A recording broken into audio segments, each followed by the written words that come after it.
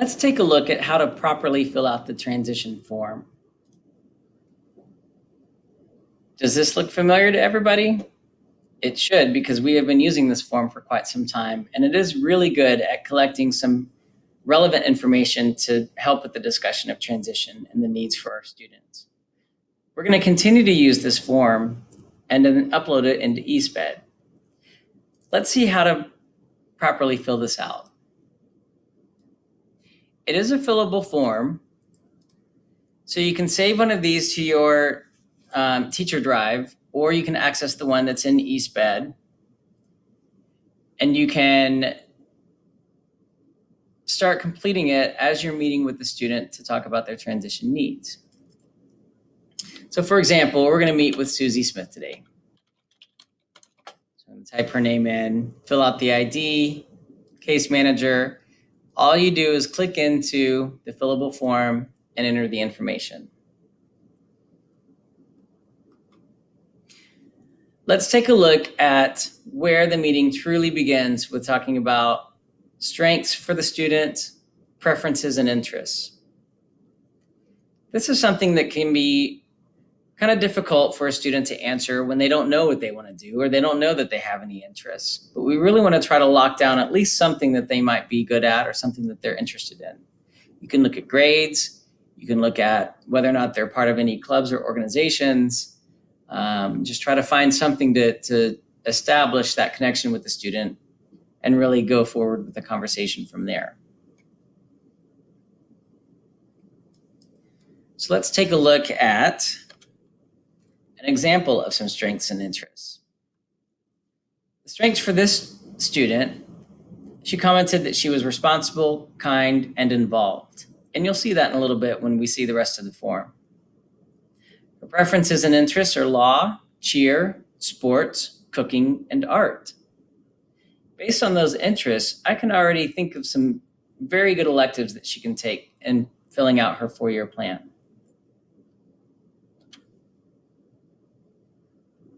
So let's look at what the student is doing now to help fulfill some of those interests and goals. What we're going to do is break this down so that we understand how to complete this effectively.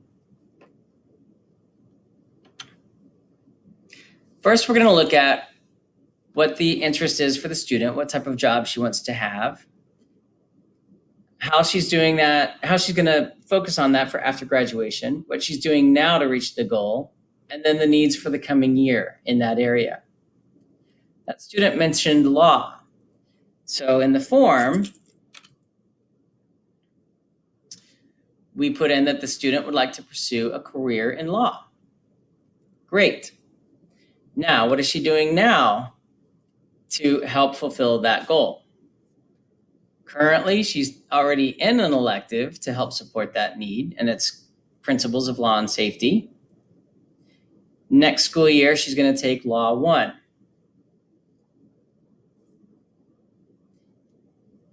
Next, we're going to look at what kind of training does she need for that job. Goals for after graduation, what she's doing now, and then needs for the coming year.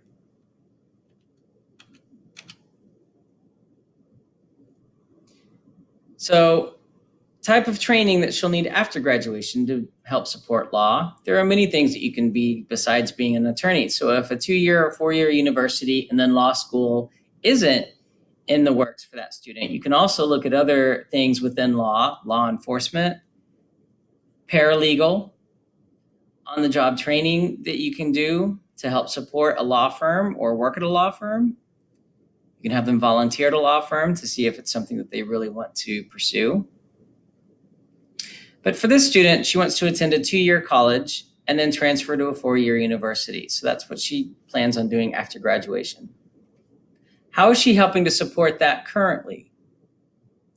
Currently, she's taking classes to graduate on the Foundation with Endorsements plan. She completes her assignments, attends tutorials in order to keep grades above passing. What does she need to work on for this next year to help support that goal? Let's take a look at that. Research a variety of schools with undergrad degrees in law.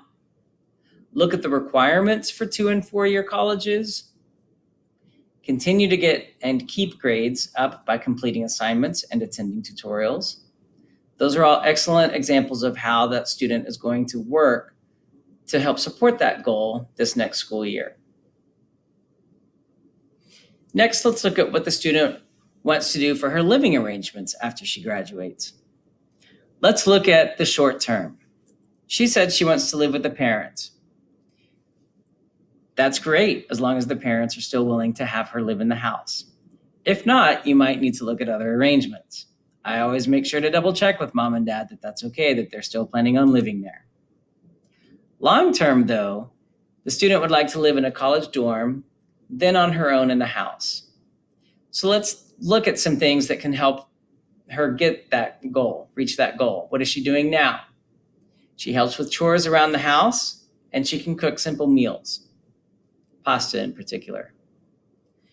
So then let's look at the needs for the coming year.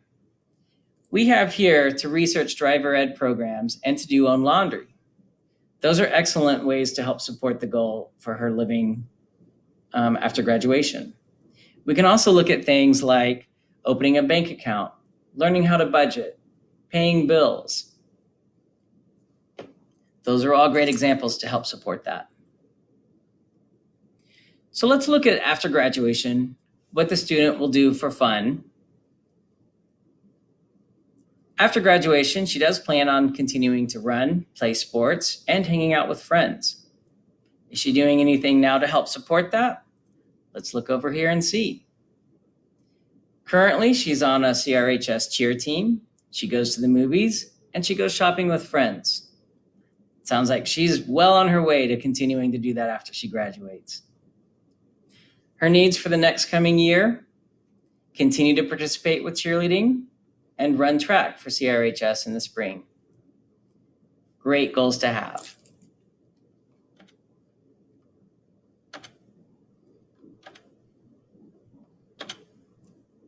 Let's continue on now.